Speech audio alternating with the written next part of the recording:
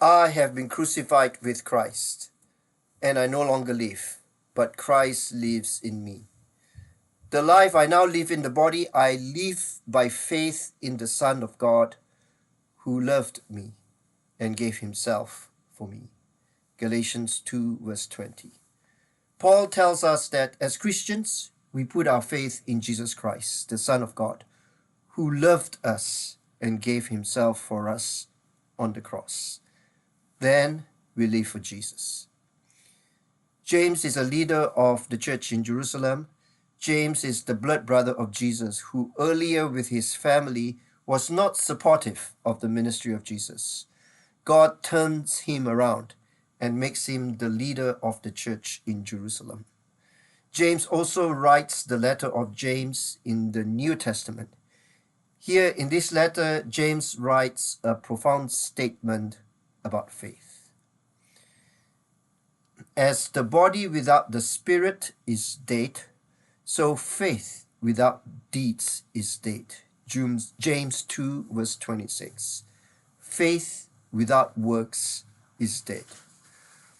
Monica is a Christian who lives in New York. She reads the letter of James and comes across James 2 verse 26. It speaks to her. I knew my friend was going through a hard time. She was out of work and had 3 children to feed. I imagined a gift of a few groceries might help to ease her burden. So I headed to the supermarket and picked up a few essentials for her and her family. When I delivered the groceries, her look of surprise was quickly replaced by one of sheer gratitude. As she placed the items in her near-empty cabinets, she said, "You know, I'll take these over thoughts and prayers any day." That moment was a wonderful lesson for me. How many times after learning of someone's hardship do I promise to keep them in my prayers or include them, to keep them in my thoughts or include them in my prayers? I know the right things to say, but do I act on them? We must pray for those in need, of course, but people also need tangible help. A bag of groceries, a ride to a doctor's appointment, an afternoon of babysitting so that a weary parent can rest. These are simple ways we can meet an immediate need. James 2:26 reminds us that faith without works is dead. When we put our faith into action, our faith is alive. In what ways can we show our living faith to those in need? Even a small act of kindness can make a big difference. As we read Galatians, we now come to what I would call the theme verse of Galatians, Galatians 2 verse 20.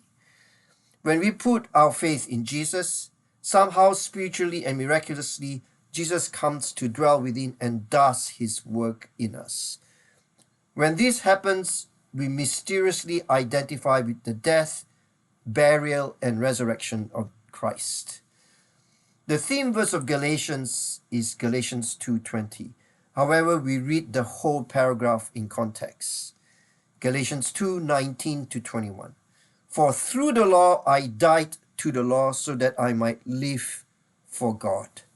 I have been crucified with Christ, and I no longer live, but Christ lives in me. The life I now live in the body, I live by faith in the Son of God, who loved me and gave himself for me. I do not set aside the grace of God, for if righteousness could be gained through the law, Christ died for nothing. Galatians 2:19 to 21. This coming Sunday, we are going to participate in the sacrament of the Lord's Supper or communion.